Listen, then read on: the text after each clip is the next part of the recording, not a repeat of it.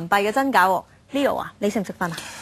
我都識少少嘅。嗱，如果咧你或者大家咧想進一步了解多啲咧，我今日咧就專程請咗一位咧偽鈔專家咧，教大家點樣分辨真假人民幣。咁佢咧就係嚟自商業罪案調查科嘅余 Sir。余 Sir 你好。你好。余 Sir 你好。你好。想問下你咧，香港嘅假人民幣情況嚴唔嚴重咧？其實香港嘅假人民幣嘅情況咧就唔係咁嚴重嘅，咁但係我哋觀察得到咧就有一個上升嘅趨勢嘅。咁今年頭6個月咧，我哋就總共檢獲咗4114張假嘅人民幣。咁如果你話比起舊年同期所檢獲嘅3025張咧，咁咧就有一個36%嘅上升嘅趨勢。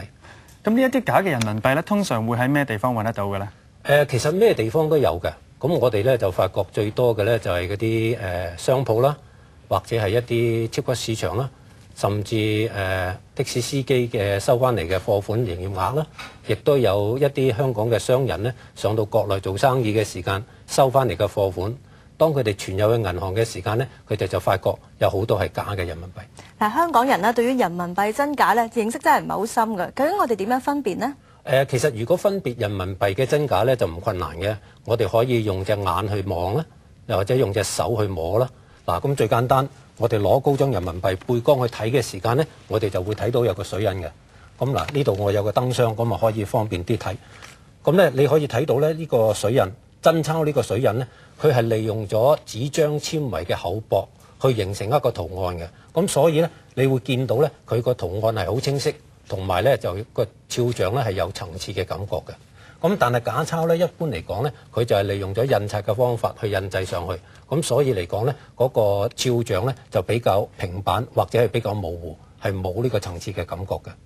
咁甚至我哋可以睇睇呢個100呢個字樣啦，咁佢係用咗一種好特別嘅油墨，叫做變色油墨去印製嘅。咁呢個油墨咧，當我哋轉動嗰張鈔票，譬如好似我哋咁樣轉動嗰張鈔票嘅時間咧，你就會見到咧，佢係由一隻色去轉另外一隻色嘅。咁而假鈔咧係冇呢個咁嘅效果嘅。我手上呢一張假鈔咧就唔識變色㗎啦。係啦，咁你嗰張係假鈔嚟嘅。咁另外我哋亦都可以用隻手去感覺嗰個鈔票嗰個凹凸嘅情況啦。因為真鈔咧係用咗一種特別嘅印刷方法，叫做凹版印刷。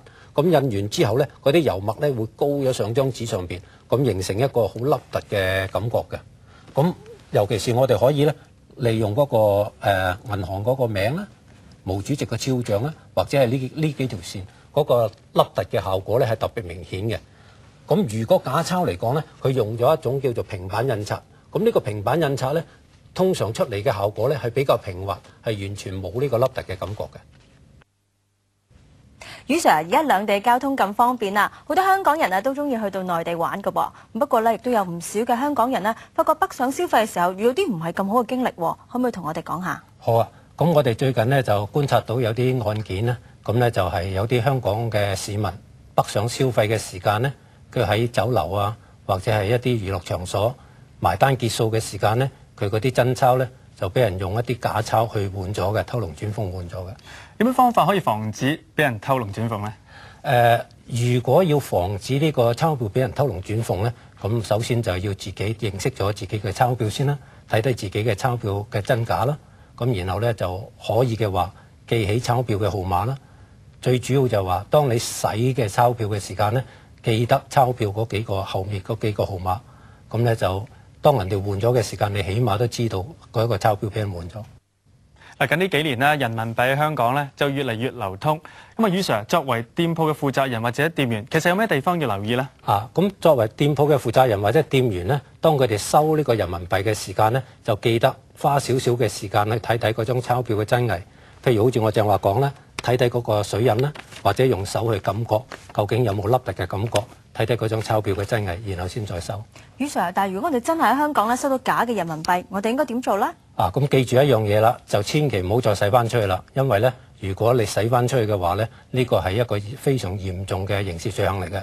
咁如果真係唔好彩收到假嘅人民幣嘅時間呢，你可以透過銀行轉交嚟俾我哋商業罪案調查科啦，你亦都可以攞去就近嘅警署嗰度報案嘅。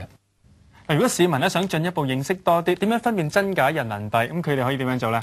其實佢可以參加商業罪案調查科同埋金融管理局合辦嘅一啲講座嘅。